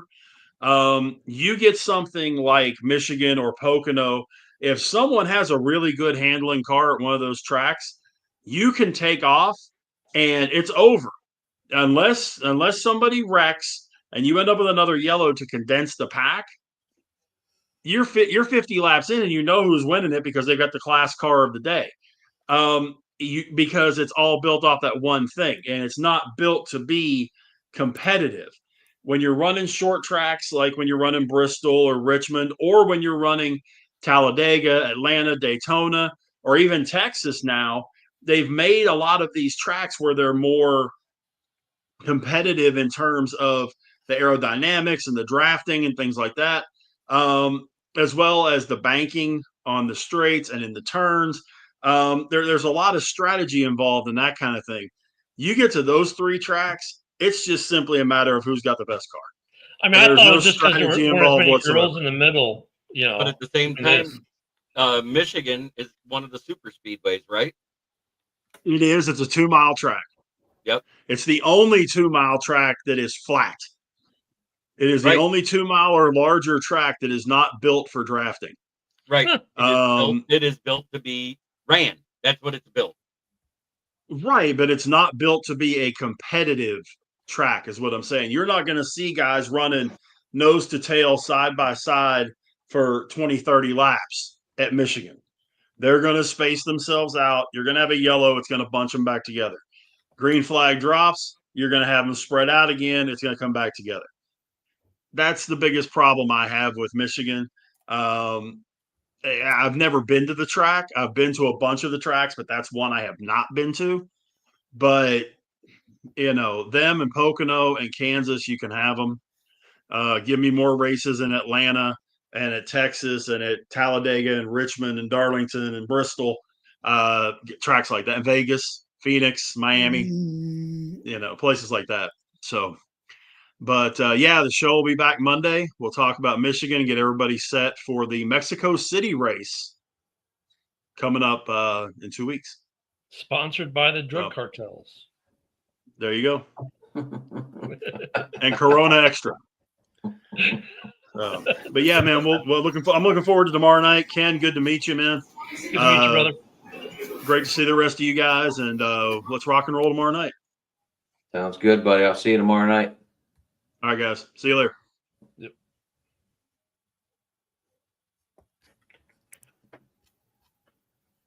Then there were five. And then there were And then number five. five. Hey, I don't watch much NASCAR. I've been to Daytona on a Harley, but never for a race. I used to live 45 minutes from Daytona, never went. It's kind of like people that live in Florida that don't go to the beach. They live right next to Yeah, well, that's because we got pools. We let the tourists go to the beach during look at this is now tourist season. We are officially in tourist season. Do you think I'm going to go to Destin or Panama City Beach or the beaches here with a billion tourists from Texas, Louisiana, and Alabama? Hell no. I got my nice pool in the backyard. I'm going to get on my little floating thing with a beer and watch the Blue Angels fly overhead from my pool. And then when I'm done, I'm going to get out of the pool, hop into my hot tub, soak there for a little bit, then go take a shower and and not have to drive and sit through traffic and try to find a parking spot. I agree. Now, That's when all tourist season's over, then we go to the beach. But when is tourist season over, Ken? Like when does that happen? Memorial Day through Labor Day is pretty much tourist season. After that, you're pretty good Monday through Friday. Remember, my wife and I are both retired, so but Monday afternoon, we want to take the grandbaby and go hit the beach. We go hit the beach. Nice. I don't have that luxury. Yeah, I did. I picked a career that unbeknownst to me in my planning or lack thereof, gave me this opportunity. So I didn't plan to end up in the career I did. I just kind of did it, and it happened to go that way for me. And so, I got to retire young, and now I get to enjoy stuff like that. Military or police, one Military. of the two. Yeah, that's Military. it. They are the only ones pretty much you get early. Yeah, but cops, their pensions aren't nearly as good. I have a lot of buddies who are LE, and they end up retiring from the force and then picking up another gig with another department. So, and I've learned way too much about this stuff. But some states, they're paid through a state pension. Like even your local municipalities, they're into a state pension, and some municipalities have their own pension. So what these guys will do is the first department they work for maybe has a state pension. They'll do their 20, retire, then go work for another municipality where they can qualify for a second pension after 10 years and then get a second check that way.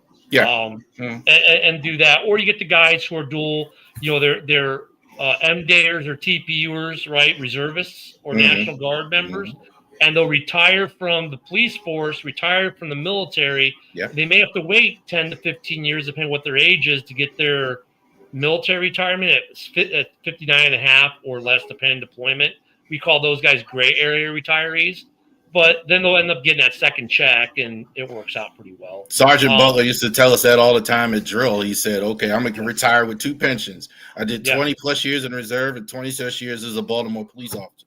Well, actually, it's funny that's because how I knew that's what that was. You were quitting early. One Go ahead, of my sergeant major buddies, he retired from the PD up there and retired from the Army Reserve at the same time. He had 19 and a half years worth of points for his pay.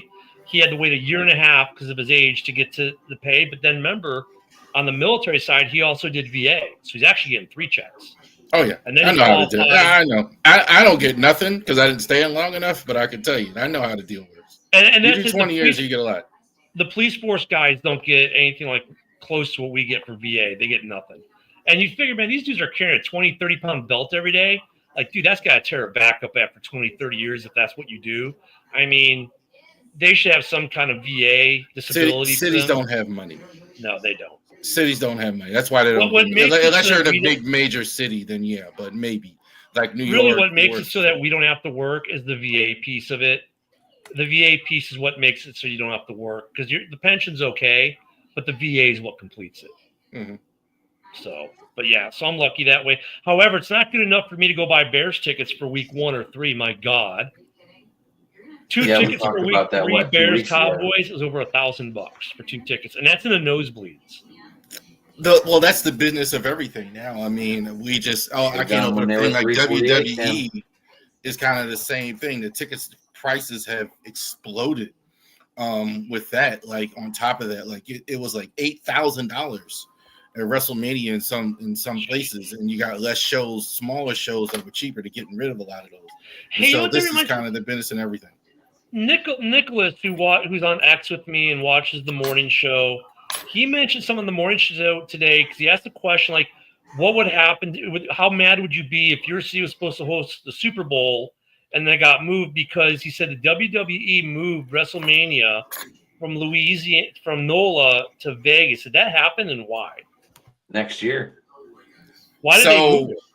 the why I don't remember. the why no one knows yet. Assuming it's going to be again in Las Vegas because of the TKO and all that now owns it. They bought it from Vince McMahon. They made a lot of money this year. They have record-breaking money, and secondly, they're kind of stationed a bit in Vegas, so it's easier for them to make money. They're set up, etc. And also, the sad part is kind of what you said. People, once you announce that, people buy tickets. They buy hotel rooms, the city sets up, they do all those things, and you don't get any of that money back. So once you change it, there's a lot of people smaller get out of money for that. How far out are they? Well, I mean, it's usually in March, right? So they did it a little less than a year. I mean, you usually can't buy airplane tickets till about a year out, 6 months to a year out. So, but yeah, I know like Luca, who watches a lot of the shows on the network, he's our road dog. This guy's a Vikings fan. He goes to every Vikings away game. He had tickets to LA last year.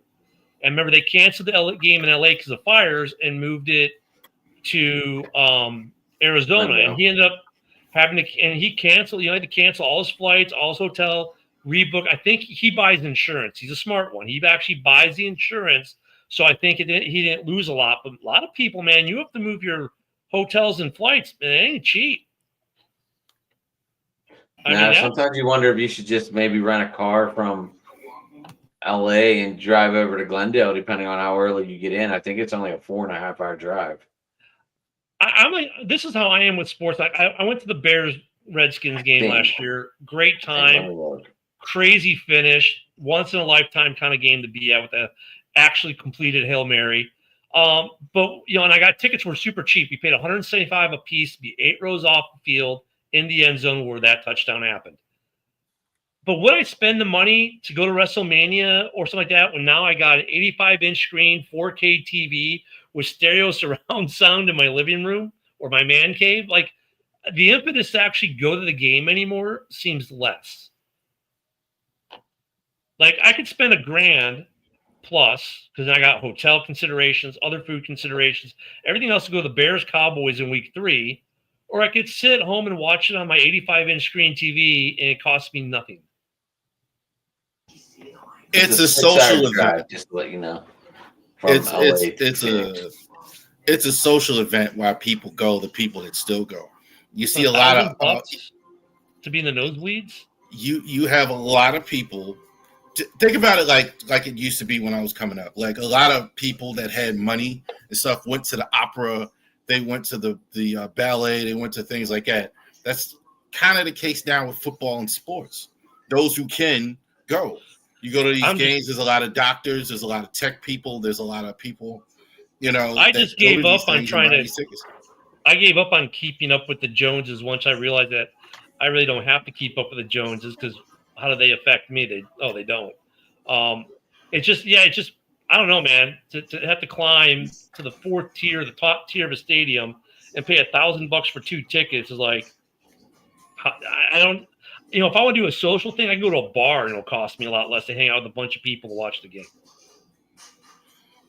I don't go to game. I mean, I haven't been to a game.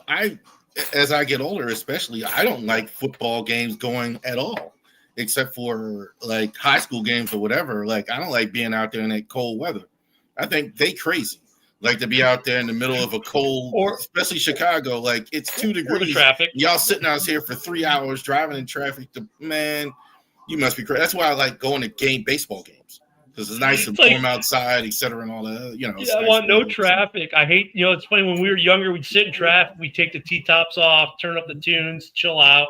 Now we're like, move it, asshole. It's like, it's funny how it changes as we get older. I mean, I still like going to professional sporting events. Don't get me wrong. I'm just not going to spend $1,000 for 2 tickets at the top of the freaking stadium. No, but it's a social. It's and I don't want to preach all that all night, but they don't care if you can't afford it. They don't. It's just like anything Well, it's else. like fanatics. No one cares. Like if the people that really want to go and be They'll a part, network socially and all that other stuff. If you can't, then they don't really. I mean, and if you've never been to a professional game before, I kind of get that too. Like, Woody's going. He's never been to Soldier Field. Diehard Bears fan. He's never been to Soldier Field, so for him it's an experience. And there's the experience piece of it. If you've been to a ton of games, that's why I'm more like, I've been to a million Bears games. I can watch this one on TV. It's just interesting how that goes. Tate Ratledge will be day one center. I think Rutledge is a guard. I think he's more of a mauler, like BB. Yeah, BB is similar. I agree, but I think BB's a guard too. I don't think BB's going to be playing center in the long term. Ken, it's a little bit cheaper to go to the Bears Vikings game, just to let you know. Oh, it is. Dude, isn't that's the ironic piece? It was cheaper to go to the home opener on Monday Night Football than it was to go to the game week 3, Dallas Cowboys. Like, you would think the home opener, the season opener, would be more expensive on Monday Night Football. It was over $100 a ticket cheaper. I mean, I could save his take for tomorrow, but I think Minnesota is going to be the worst team in the division. Go ahead, JB. JB was going to say something. But Cooper Beebe is the starting center at Dallas. That's the difference. He's been the starting center, and he was a top 5 center last season. Yeah, I mean, look, if Tate Ratledge is going to be the guy day one, cool. Is he going to be really good? I don't know. We'll see. I mean, that's all we can really say is we'll see. I'm not going to say the guy's not going to be good. But I don't think he's as good as Ragnow. He's not going to be as good as Ragnow out the jump. Could he become that? Sure. BB is really good in the run game. That's got no problem. And Dallas is going to run it. But funny enough, he's good in the run game, and they got no running back in Dallas. Got no run game. But I got no problem with that. But BB, I don't think he's terrible. I don't think center is the spot for him, though. The North is just the NFC North is just an interesting division. There's a lot of talent in that division. Every team has a bunch of talent. There's been some mixing up of coaches and this, that, and the other, but it's still a really good division. It's going to be a very fun division to watch, like the AFC West is, like the AFC North is, and like the NFC East is. All 4 of those divisions are going to be a blast to watch because all 4 divisions are going to have a lot of really good football. Exactly. He played every position on the offensive line except center. He got moved to center because their center got injured, I think it was in game 1. Yep, you're muted, bro. Who's muted? Ravi. No, I'm sorry. I watched him in college. He's absolutely right. That's absolutely right. Top 5 center, no sir. No sir. He was ranked as one last season. No, but he's okay. But he wasn't though. I mean, I believe like PFF might have had him ranked in the top 5 or whatever. But I'm just telling you, real life, he's not. PFF. I like PFF grades. I like PFF grades to a point, but they don't tell the whole story. You know what I mean? Like, if you look at the Bears on PFF last year, their linemen have the same scores as the O-linemen, as Washington's. Yet Washington's O-line, they got so much more out of that O-line than the Bears O-line. Individually, the players pretty much match up score-wise. That's why PFF, it's good to tell you maybe how good an individual player could be, but it's the coaching that makes the difference. And if you really want to see a good example, that Bears O-line last year and Washington's O-line. PFF scores as were almost, for most of the year, almost identical. But they got so much more out of their O-line. So much more. It's coaching. So PFF grades are a decent indicator maybe of a guy's skill or talent, but that's only part of the picture. The other part's the coaching, the scheme, there's so much. I mean, it's a good indicator, but it's not the end all. And I do like PFF for certain things, but it's kind of like right now. It's like strength of schedule. Like that's the other argument I hate. Oh well, the strength of schedule does not matter because there's been so much overturn on these teams. You're basing off what you saw last year, and that team doesn't exist anymore. Top 10 centers I had, and I'm not putting the order necessarily, but I had Crean Humphrey, Linderbaum, Ryan Kelly, McCoy. I had Ragnow, but he's injured. And, he's not going to be there anymore. And Connor Williams, I had him ahead of Cooper Beebe. So I didn't have him in the top 5. I believe I didn't see the PFF grade, but I don't have him in the top 5 yet. That's a little bit. I'm interested to see how good Dahlman's going to be. How good is Dahlman going to be in Chicago, and can he actually play a whole season?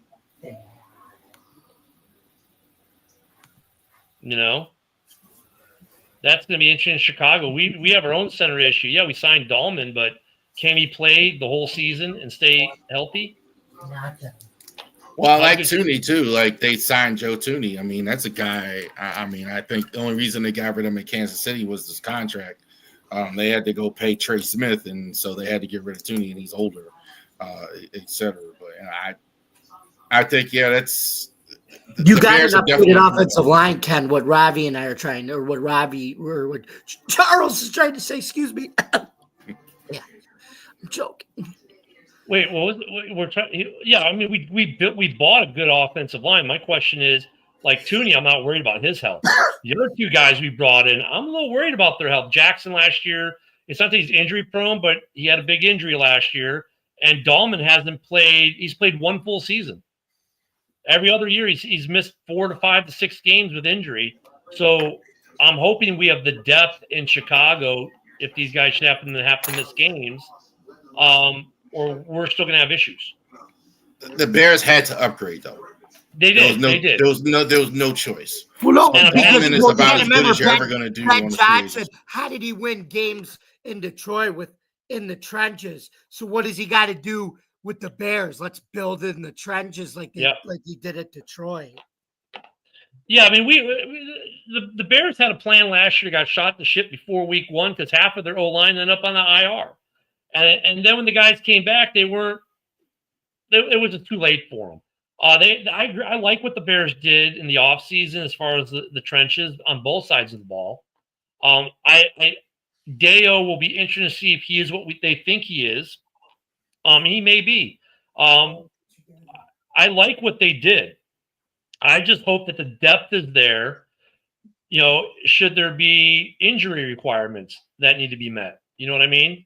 Dahlman has not played a full season since for 2 or 3 years. So who's my backup center right now? I'm not too certain of that. If Jonah goes down at right guard, who's my backup right guard? I'm not so certain of that. Tooney, I'm not worried about. Left tackle looks like it's going to be Ozzie is going to start. So Braxton Jones will be the backup. I'm happy with that. Like I'm good at the tackles.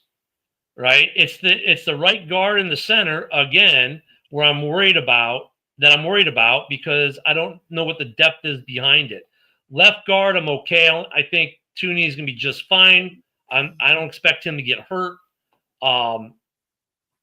It's right guard and center. If those guys get hurt, what's the next man up look like? Good question. The Bears, I have no clue in that division. I'm sure about what Detroit's going to do. I'm sure about what Green Bay is going to do.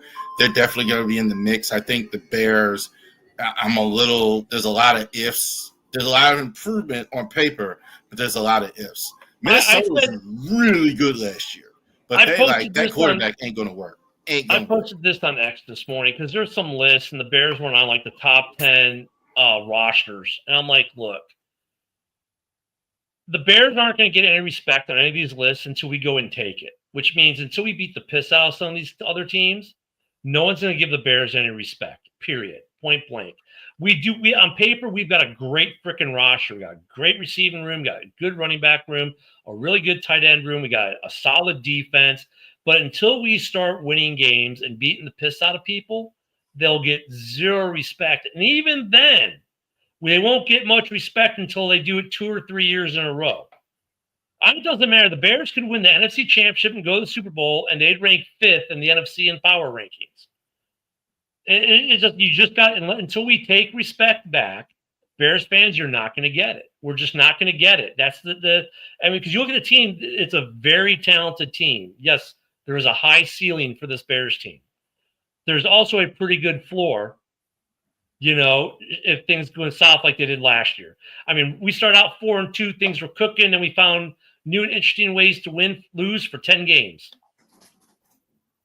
Can Caleb I Williams still think that become prevent defense is what let you guys back into games. I mean, you guys were getting beat in the first half so bad that teams just fell into that prevent win. That argument to me only goes so much because they're still look. It's like I get the argument, I do, but that's not Caleb's fault. That's not the Bears' fault. That's not my fault. If teams weren't smart enough to play a better defense against the Bears for part of the game and they crawled, then it can't be a mitigating. It shouldn't be a mitigating excuse to say why a team isn't that good, because they still made the game close or came back and got back in it and forced overtime or actually won a game that way. I get the argument, though. I get where you're coming from, but there are also games where the Bears should have won where they let teams back in. So, I mean, the Bears should have beaten the Packers twice. They should, that field goal should never have been blocked, but yet it was. We should have beaten Detroit on Thanksgiving, but, bad clock management stopped that. So, I mean, it kind of goes both ways. We should have beaten the Vikings in overtime. Shoulda, coulda, woulda. It's like close. It's great for horseshoes and hand grenades. That's about it. Ken. I mean, it's just going off of what I watched. I mean, I didn't watch a lot of Bears games, but it just seemed like a lot of these yards Caleb was getting was in the second half. He would. I would no. I would disagree. I mean, I watched every game, so I would say I would disagree with you to a degree. I think he would get They would get yards in the first half, but they would stall. And the second half, they'd punch through and finally get scores. We'll talk about that more tomorrow on the offense. Yeah, he would put up some yardage, but they weren't putting up points. And then they'd break through and get some points. I mean, I think there is some truth to your argument, but it's not like team. I mean, I get the argument. I know what you're saying. But I mean, he was putting up some. They were putting up some plays and drives, but the difference. I think here's the difference, right? In the first half, they would go like 6-7 plays. They string 6 or 7 plays together, put up some yardage, and then they'd stall out 55 yards out and couldn't kick a field goal because that's not Santos's range. So they punt.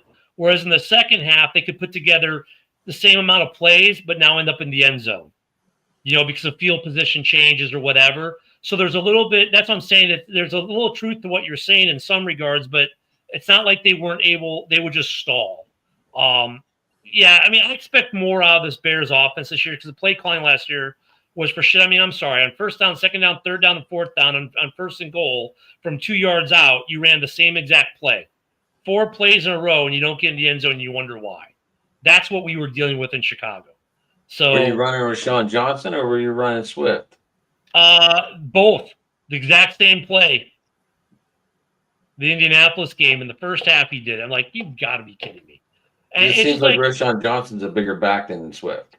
I think Rashawn has been underutilized in Chicago. When we drafted him, I was like, ooh, we just stole something.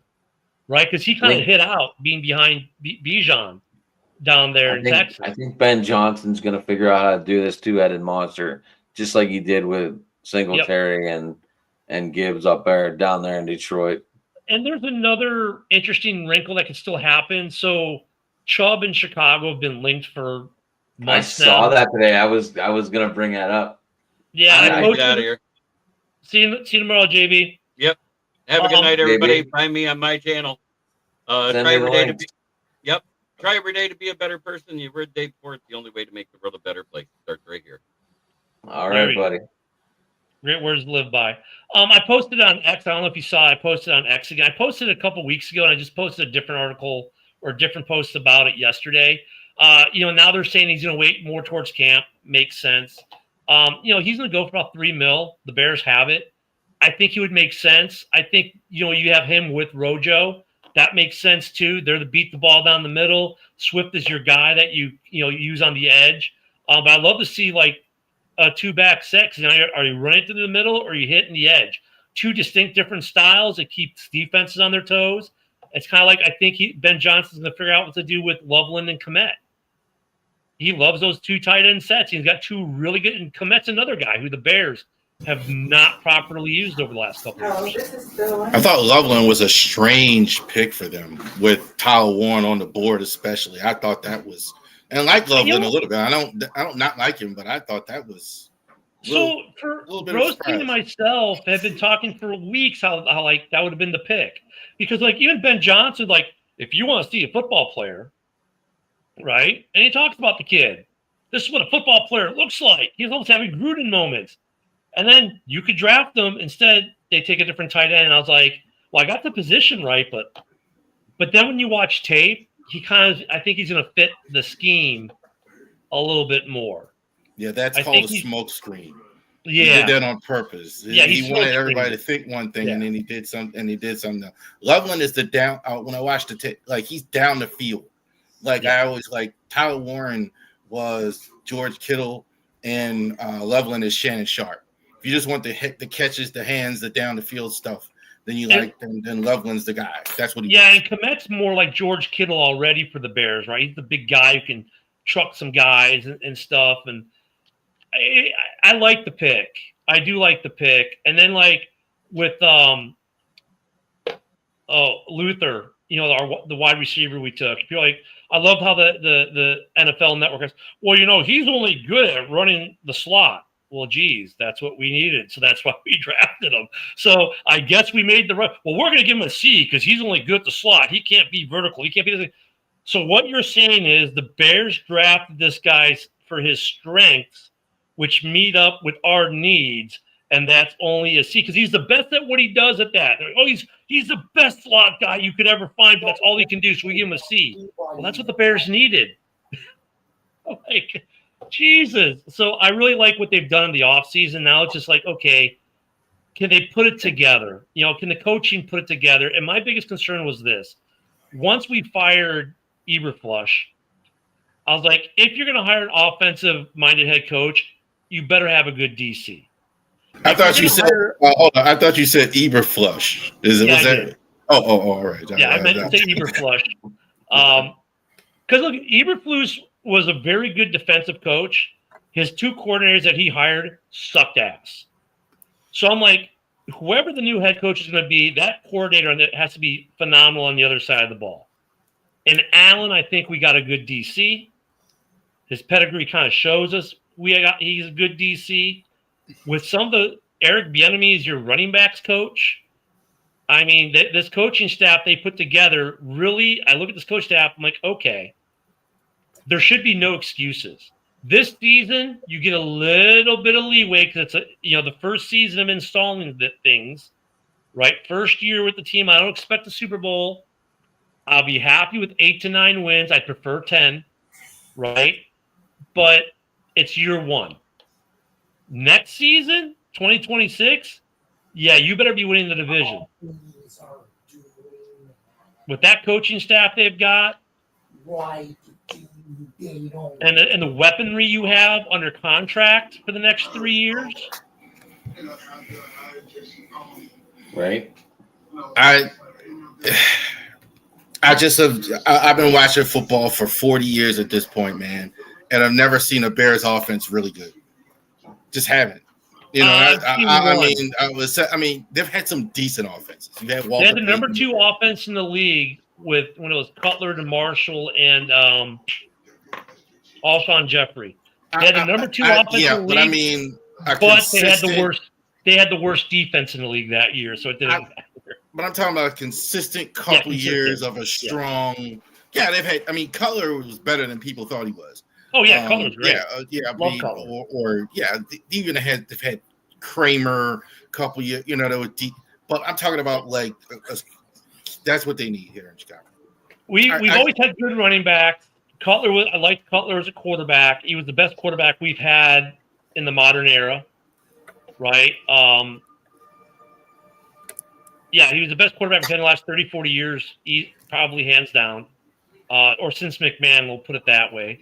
McMahon doesn't get credit for being a good quarterback because his career kind of got cut short. But remember, the guy was rookie. Wasn't he rookie of the year? Yeah, he was. He was a highly sought after quarterback coming out of Brigham Young, right? Is where he went to, if I remember correctly. Anywho, BYU's right. Yeah, he went to BYU. So I mean, he was pretty sought after. But since McMahon, Cutler was the best. I agree with you 100%. Neckbeard though, Kyle Orton was really good. He just didn't get the credit. I think Kyle Orton was one of those guys. Look, he had a good long career in the NFL. Why? He was probably one of the best game managers in the NFL.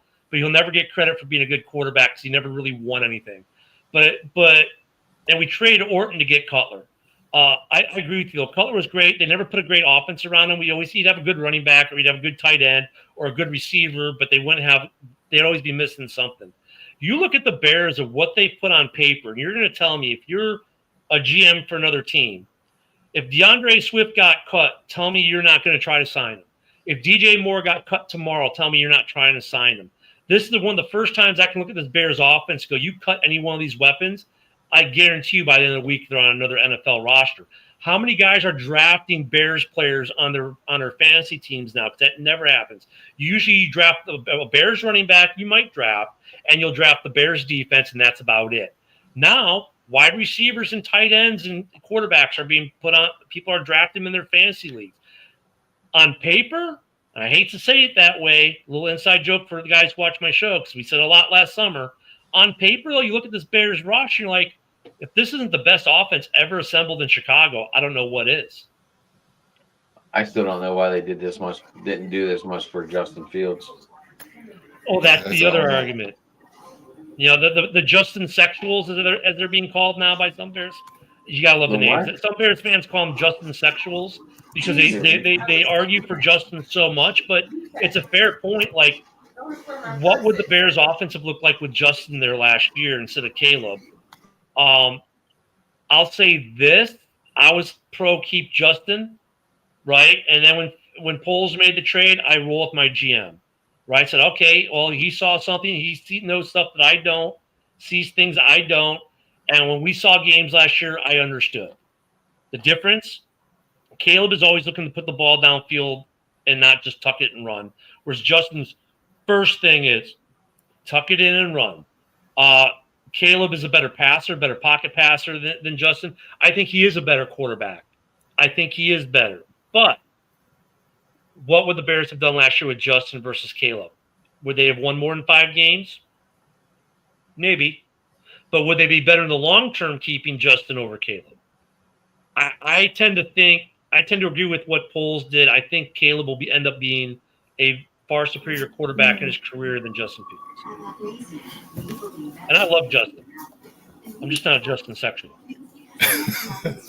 All right, so I got to Fields, by the way, is not going to work out in New York. So, by the way. No, wrong place. Why? Yeah. I think he should have gone to Miami. He's not good enough. More suited for him. He's not good. I mean, even in Pittsburgh, like he's a good backup. He was 4-2 in Pittsburgh, though, man. So he was winning. Yeah, he was winning in Pittsburgh. He was winning, and he threw for like 50 yards in the game. Well, that's why I think he would have been more suited for Miami for 2 reasons. 2 was 1 hit away from retirement. 2, we know Justin's got a great deep ball, and he's got guys. Well, he's got a track team in Miami that he can just loft the ball 50 yards down the field, and they'll catch it. And they'll be the only ones around it. I mean, he would have fit Miami much better than the Jets. However, though, I'll say this, bro, with the Jets, with the new head coach, new OC, they can design that offense around Justin, and they may actually do that, and we may get to see some of that in New York. Right. 9:00 tomorrow, right? Right, Adam? Yeah, JB. No, it's on JB. It's on JB's channel, so he'll be sending links, or I'll ship them out from Twitter. Yeah, I'll be coming straight from House Hall over. RavenrySports.company.site is the website if you want Ravens and Orioles merchandise. Definitely check that out. Links to Fanatics. We're definitely now affiliated with Fanatics. There'll be links all on my social media and everything where you can go ahead and get stuff straight from Fanatics through the link. So Ravenry Sports, so definitely check that out. This week, we're going to be talking about minor league baseball on the channel, the Bay Sox, Orioles, obviously. Also, too, this week, top 20 NFL players of all time. We're going to start the show with that. So who are the top 20 players of all time? So definitely we're going to talk about that right before I join you guys tomorrow. You know, and I just got me a Ravens shirt when I was in Baltimore. It was a little chilly that day. I bought me a long sleeve Ravens shirt. But I can't do Fanatics, man. They kill the game for sportsmen, so that's a whole nother. That's a whole nother. Yeah. T-shirts and jerseys, they're okay, but when it comes to the sportsmen, man, they're killing the fans. All right. We'll see you guys. Good All right, Brad. I'll see you tomorrow, buddy. Yeah, all right. I'll be fun with JB. What's that? I said tomorrow night should be fun with JB with doing the AFC North. That's gonna be a tough division, man. We have 6 I have 6 from my channel. You have what? We have 6 people. I got Jason, me, Rich, Rav, Jamie. We got 5. We got 5. That's gonna be a Jamie, you coming on tomorrow night or no? On JB's channel. Yo, pay attention, dipshit. Jamie. Holy fudge. I have no idea what he's doing. Jamie. You coming on tomorrow for JB? Yeah, I am. And it's 9 o'clock, right? Yeah. 9 Eastern. Yeah. Go ahead, Jay. We're going to close it out, guys. We're going on 2 hours. We did good tonight. Ken, thank you for popping over. Well, I guess popping on because I guess you weren't doing any other shows right now. Yeah, thanks, Ken. Yeah, Tuesdays are good, man. So Ken, go first. Oh yeah, well you can find me at Ken the Bear Fan on X. House Hall Report Wednesday night, 7 p.m. Central, 8 on the East on X, and on the Roku network, the Fire TV network, YouTube, and Facebook. There we go. Also the same show Sunday mornings at 11 a.m. noon Central for House Hall. Every morning from 10 a.m. Central, that's 11 a.m. on the East for Ken and Ken in the morning. All those same channels. Yeah, we do a lot of football stuff. The Monday through Friday morning show is football generic, not for one team. So we will talk about any football team you want. And we're in the summertime, so bring those crazy topics like, should we play more games in Europe and crap like that? Because we'll be talking about it. Holy shit. Hey, you can get me at Sports Talking It on Twitter, Driving to the Top Network on YouTube. And yeah, so we do the open mic tonight. Then tomorrow night, me and Rich are doing our show on your guys' channel tomorrow night. So it should be entertaining. And then me and Rich will go back to Wednesday at 9 o'clock following that.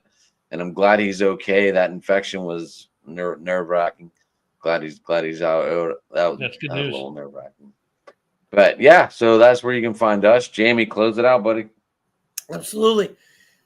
You can find me, yours truly, at Bill's Chat 1 at Bill's Mafia Chat, and also Jamie Malloy, the unbiased journalist at DJ Dog Tags on X.